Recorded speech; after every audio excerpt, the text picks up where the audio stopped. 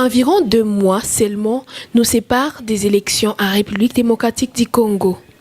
C'est dans ce cadre que des professeurs de l'université ont été invités le week-end dernier pour une conférence des jeunes leaders afin de développer la thématique et entrer à cet exercice démocratique. Les professeurs Dr Kennedy Kiangi Bindu et Dadi Saleh, respectivement candidats à la députation nationale, la circonscription de la ville de Goma, ont prêché à ces jeunes réunis au sein de la grande salle de l'Institut français sur la redevabilité sociale dans le cadre des élections en RDC. Pour le professeur Dr Kennedy Kiangi Bindu, le peuple congolais doit désormais commencer à voter les programmes ou la philosophie d'un candidat et non son moyen financier. Tout est question d'appréciation de la population. Que veut le peuple? Il faut demander au peuple qu'est-ce qu'il veut. Est-ce qu'il veut des mandats représentatifs? Est-ce qu'il veut des mandats impératifs? C'est le peuple, le décideur, le souverain primaire. C'est à lui d'apprécier.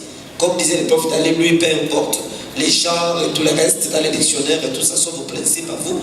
Mais pour que le peuple vive le social, on n'a pas besoin de tous ces discours. Que fait le peuple? Impératif ou pas? Ça s'apprécie.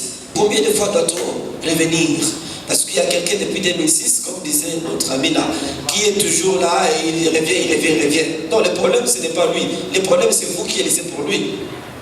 Comme on dit, on ne change pas l'équipe qui gagne. Si vous estimez qu'il est un gagnant, champion, mais pourquoi vous devez le changer? Il vient avec des discours et stratégies, c'est à vous d'apprécier. Le professeur Dadi vient de donner les tableaux sur 100%. Qu'est-ce qu'il faut retenir? Peut-être que nous ne savons pas apprécier, c'est pourquoi il revient. Quelle est sa stratégie? Et cela rejoint d'ailleurs la question suivante pour quelqu'un qui est en train de dire la volonté des urnes. La volonté des urnes. Comment apprécier la volonté des urnes pendant qu'il dit aussi qu'il y a une crise de confiance vis-à-vis des institutions qui ont en charge l'organisation des élections. Donc quelqu'un peut ne pas venir faire même la campagne, vous contacter, mais il est déjà passé. C'est comme ça qu'en Swahili, tu n'as pas ou les chapitres. Est-ce que nous comprenons ce que ça signifie? Alors que c'est où chapitre? On a eu un chapitre. Il s'appelle. Un chapitre, est-ce que tu n'as eu? C'est pourquoi il faut informer la population, il faut préparer la population. Il y a des gens qui viennent pour tromper la population dans un clin d'œil. Pendant prévoir un mois, pendant la campagne, on a bâti un biscuit, on a bâti un t-shirt. Il y a des gens ici qui n'entendent que l'argent. Moi, je passe dans la ville ici quand je passe. Je m'arrête quelque part, quelqu'un vient à tout. Ah, député de bâtir ma coûte. Tu vois ça? Les gens demandent l'argent. J'ai dit à des gens ici, pourquoi vous me demandez l'argent? Est-ce que moi j'ai l'argent à vous donner? Demandez-moi qu'est-ce que je compte faire pour le peuple. Je ne suis pas là pour construire des routes, vous donner à boire. Si t'en coupes. Demandez-moi, prof, qu'est-ce que tu vas faire pour la nation, pour la population de Goma, je te dirai.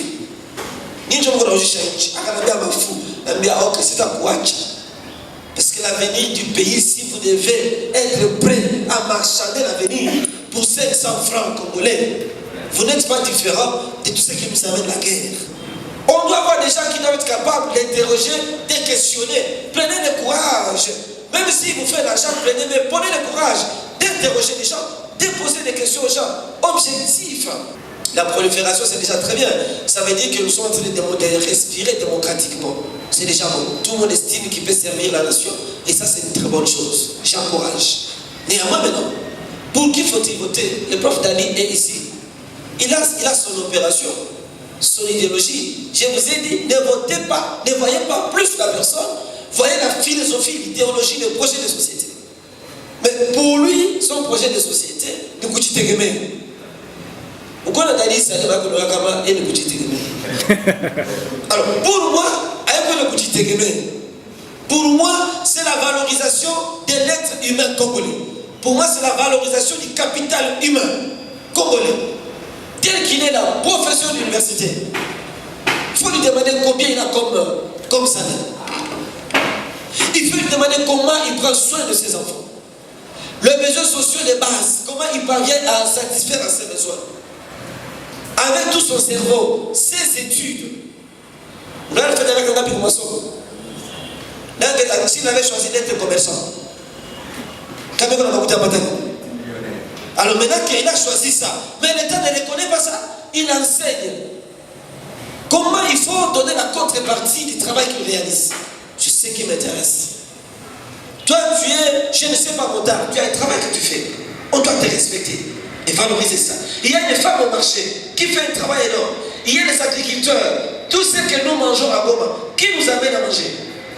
Si nous avons des pommes de terre, nous avons les haricots, qui n'a pas mangé ce matin? Tout ça, ça provient d'où? Ce sont les agriculteurs qui font et qui nous amènent à manger. C'est-à-dire qu'il faut respecter chacun dans son secteur de vie et le valoriser. Et l'État doit valoriser et en le faisant, il place chaque personne à la place qui convient. Quand on est à ma case, on y est chimie, mon case comme une femme, l'État doit me prendre en charge et répondre à mes besoins et le pays va démarrer correctement. Aujourd'hui, tout le monde veut faire la politique sans profil, sans background, sans soubassement. Ce n'est pas cela. Et donc, il faut que nous ayons des personnes qui ont une certaine valeur sociale, mais aussi des gens qui ont déjà une certaine notoriété en la matière et que l'État nous valorise, nous tous. Moi, c'est ça ma philosophie.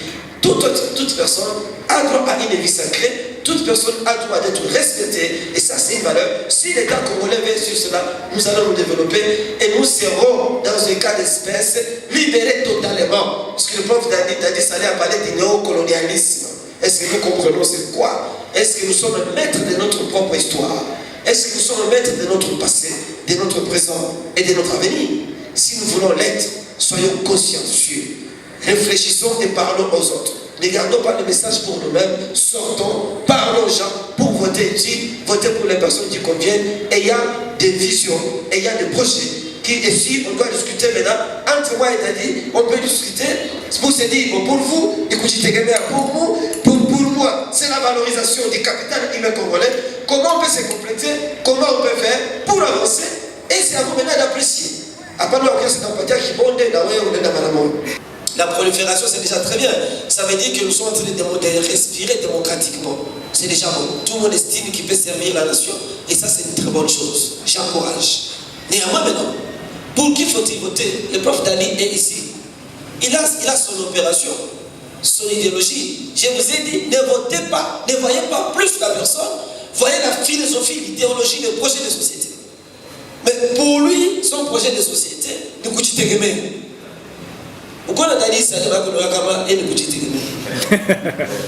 pour moi, pour moi, c'est la valorisation de l'être humain congolais. Pour moi, c'est la valorisation du capital humain congolais. Tel qu'il est là, professeur d'université. Il faut lui demander combien il a comme salaire. Il faut lui demander comment il prend soin de ses enfants. Les besoins sociaux de base, comment il parvient à satisfaire à ses besoins. Avec tout son cerveau, ses études. S'il avait choisi d'être commerçant, alors maintenant qu'il a choisi ça, mais l'État ne reconnaît pas ça, il enseigne. Comment il faut donner la contrepartie du travail qu'il réalise? Je sais qui m'intéresse. Toi, tu es, je ne sais pas, motard, tu as un travail que tu fais. On doit te respecter et valoriser ça. Il y a une femme au marché qui fait un travail énorme. Il y a les agriculteurs, tout ce que nous mangeons à Goma, qui nous amène à manger. Si nous avons des pommes de terre, nous avons les haricots, qui n'a pas mangé ce matin? Tout ça, ça provient d'où? Ce sont les agriculteurs qui font et qui nous amènent à manger. C'est-à-dire qu'il faut respecter chacun dans son secteur de vie et le valoriser. Et l'État doit valoriser et en le faisant, il place chaque personne à la place qui convient. Quand on est à ma case, on y est chimie, mon case comme une femme, l'État doit me prendre en charge et répondre à mes besoins et le pays va démarrer correctement. Aujourd'hui, tout le monde veut faire la politique sans profil, sans background, sans soubassement. Ce n'est pas cela.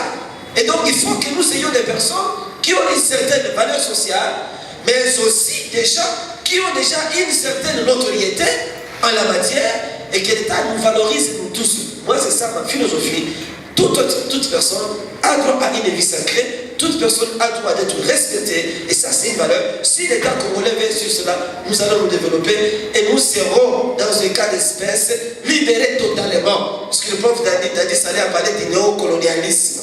Est-ce que nous comprenons c'est quoi? Est-ce que nous sommes maîtres de notre propre histoire? Est-ce que nous sommes maîtres de notre passé, de notre présent et de notre avenir? Si nous voulons l'être, soyons consciencieux. Réfléchissons et parlons aux autres. Ne gardons pas le message pour nous-mêmes. Sortons, parlons aux gens pour voter utile, voter pour les personnes qui conviennent, ayant des visions, ayant des projets. Qui ici, on doit discuter maintenant entre moi et Dadi. On peut discuter pour se dire, bon, pour vous, écoutez, pour moi, c'est la valorisation du capital humain congolais. Comment on peut se compléter, comment on peut faire pour avancer. Et c'est à vous maintenant d'apprécier. Tout élit est rédévable à son peuple et non son autorité morale, car c'est les peuples qui donnent le pouvoir, estiment les professeurs Dr Dadi Saleh, tout en soulevant la philosophie Kudjite Gemea. J'ai fait une lecture historique et j'ai fait une autre lecture révolutionnaire. Au fond, ta question prouve à suffisance que tu es désemparé, comme toute la population. Tu es dans le désespoir. C'est un peu comme si, ça peut se dire, c'est nous tous d'ailleurs, ne vous en faites même pas. C'est un peu comme si, j'aimerais vous rassurer que ce peuple souverain doit comprendre qu'il est souverain pour arriver à ses résultats. C'est la raison pour laquelle nous vous avons proposé une rupture. Nous avons proposé une révolution, ça répond à la question de la Bible, n'est-ce pas? Une révolution politique et une révolution culturelle. Pourquoi? Parce que si nous suivons le pas de ceux qui nous sont précédés, il y a du bon, ne vous en faites pas, n'est-ce pas? Au fond, historiquement, il y a eu la colonisation. Il y a eu l'indépendance, mais on n'a pas eu l'indépendance comme on le voulait. Ce qui fait que nous sommes dans une période néocolonialiste. C'est pas moi qui le dis. La période néocolonialiste, à vrai dire, nous sommes encore colonisés. Et il faut sortir de la colonisation pour décoloniser aussi la population, afin que ces voix soient vraiment la vraie réalité. J'étais en Italie avec un sénateur, Bersani, qui m'a dit avoir participé dans plus de 20 commissions, ou 9 de ces commissions, c'est un témoignage clair, je suis prêt à aller partout pour témoigner ça. 9 de ces commissions, il fallait décider sur le président de la République en Afrique. Ça va? Et lui a proposé sur les 29. Les restes, il était dans la commission pour entrer. Mais sur les 9, c'est lui qui a donné les noms du président. Donc, je ne vous apprends pas, vous savez. À vrai dire, nos présidents jusque-là et nos grands leaders ne sont pas mis par nous. C'est lui qui veut, on peut faire tout un débat. Je vous l'ai dit, ça sera juste des gens qui ne sont pas des révolutionnaires, n'est-ce pas, qui vous racontent des histoires. Le président en Afrique, à plus de 80% ne sont pas mis par le peuple africain. En République démocratique du Congo, je crains que Atuyakuaka na président Atamoué, mon peuple Dieu dit choisira. Ça n'engage que moi, Dadi Saleh. Ça va? C'est-à-dire sans la révolution, alors nous allons tourner en rond. Parce que ces gens-là n'ont pas l'intention de nous laisser la manette. Vous savez, pour contrôler un peuple, c'est facile de contrôler un leader de ce peuple. 100 millions de personnes contrôler 100 millions de têtes, c'est très difficile. Alors ils font une stratégie banale. Et parfois je me demande où sont les intellectuels, où sont les têtes de cette nation. Stratégie banale. Je contrôle 2 personnes pour contrôler 100 millions. Il fallait Mobutu, n'est-ce pas? Juste Mobutu pour contrôler tout un peuple. Malgré ses bêtises et ses bienfaits. Il fallait celui qui l'a remplacé. Kabila Le Pen. Qui a vu Kabila Le Pen? Ce ne sont pas des Rwandais. Excusez-moi, je suis franc avec moi-même. Kabila Le Pen est un héros pour moi, pas parce qu'il a libéré qui que ce soit Goma. Il nous a libérés quand il a chassé les Rwandais à Kinshasa. Mais ceux qui ont pris les Congos, ce sont les Rwandais et les impérialistes. C'est pas Kabila. C'était juste un petit pion, très manipulé. Et en fin de compte, il a su les rouler. C'est la raison pour laquelle il est laissé. Au fond, l'histoire reste là. Je n'ai besoin d'aucun témoignage. Moi, je le confie moi-même 100%. Vous comprenez? Et après lui, c'était quoi? Eh bien, c'est son fils. Qui a mis son fils là? C'est toi. C'est quel peuple là qui a mis son fils? Et puis nous connaissons les 2-3 élections, ce qui s'est passé. Et maintenant là, nous avons Nanga qui raconte. Il devait être arrêté, c'est Nanga là. Nous avons Nanga qui raconte n'importe quoi, mais c'est vrai, c'est faux. Ok, c'est lui qui a donné. Vous comprenez ces débats-là? Donc, je vous confirme à 100% que vous n'avez jamais mis un président ici. Et tous vos leaders là, vos autorités morales. C'est la raison pour laquelle je suis pour la révolution. Alors, quand nous parlons de la responsabilité légale, ou rapidement nous y allons, n'est-ce pas? Quand on parle maintenant de la responsabilité légale, on ne peut pas être juge et parti. Non. Administrativement, sur le plan politique, on ne s'assume pas soi-même de responsabilité pour, encore une fois, se dire je suis redevable à ça. Très souvent, on essaie de prendre, par exemple, on prend la loi, mais la Constitution, n'est-ce pas? La Constitution pour les députés dit, les députés, voilà ses tâches. Ok? Contrôler les actions du gouvernement et faire des lois légiférées. C'est le pouvoir législatif. C'est-à-dire effectivement que le député ne sera redevable que par rapport à cet acte-là qui lui a donné ses pouvoirs. Tout le monde a ce qu'il a là. Le président de la République, lui, c'est aussi un élu, mais il n'a pas la même responsabilité, n'est-ce pas, que les députés. Lui, maintenant, il a indiqué, exemple, il est un garant à la nation. Donc, dès qu'on te dit que tu es le garant de la nation, tu es le chef des armées, eh bien, on t'a donné des tâches. Ces tâches-là, tu dois les assumer et nous dire in fine, et là, est-ce que tu les as bien assumées ou pas? Donc, dès qu'on parle des responsabilités, on va voir, are you successful or you have failed? Most of the time, you can just take a balance. Ok, quand même 50. Il a réussi, il a échoué, on ne sait pas. C'est vide, mais une bouteille à moitié vide, peut-être à moitié pleine. Donc, s'il vous plaît, quand on parle de redevabilité, on peut être aussi à ces trois niveaux. Niveau où on est à moins, pour l'école, on dit il a eu 48%, 20%, il a échoué.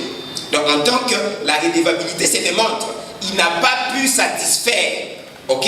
S'il a eu 50, même si on les fait passer, mais à vrai dire, il a aussi échoué de 50%.